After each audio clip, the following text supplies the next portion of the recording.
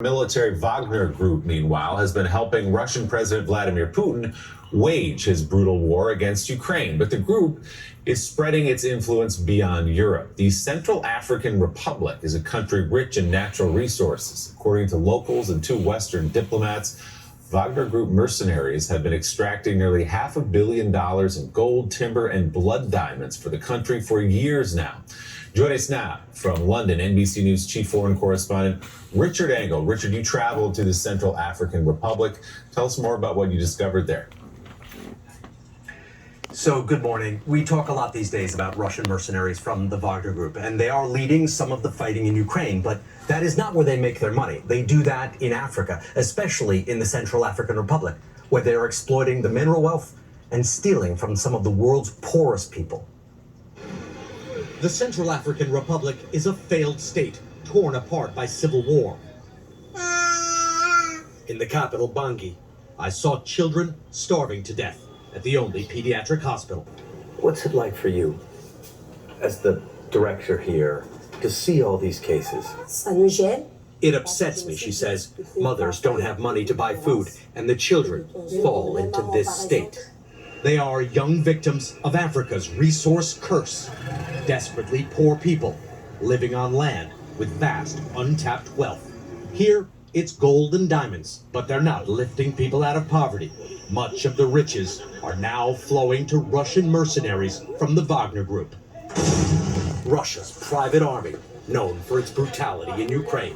Wagner is led by Yevgeny Prigozhin, President Putin's former caterer turned commander. In Ukraine, Wagner fights for the Kremlin. It makes its money here. According to two Western diplomats, Wagner extracts $500 million a year from this country in gold, rare timber, and blood diamonds. This woman, who asked us to conceal her identity for her protection, lived near the village of Indasima, where her husband was a gold miner.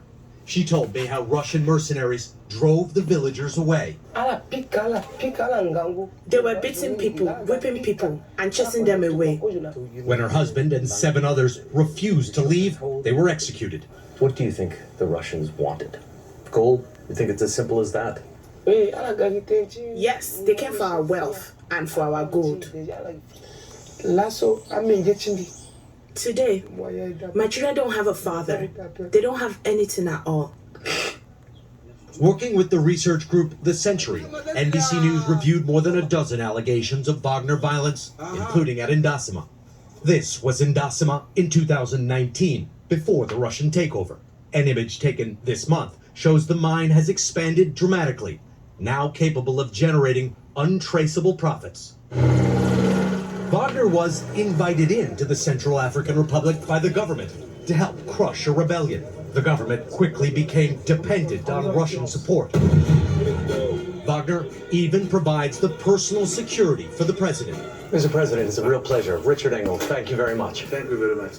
What do you say about reports that allege that the Russian forces who you brought in to help secure this country have committed abuses?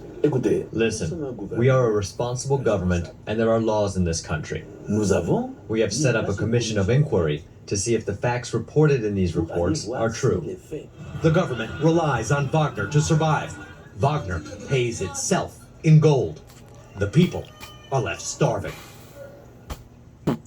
We reached out to Prigozhin, and he responded with a voice note calling our questions provocative and saying in part, quote, "You've received enough information. If by asking these questions you intended just to spit at me, then I suggest you come closer. And after that, try to figure out if it's your throat in my hands or someone else's." Willie?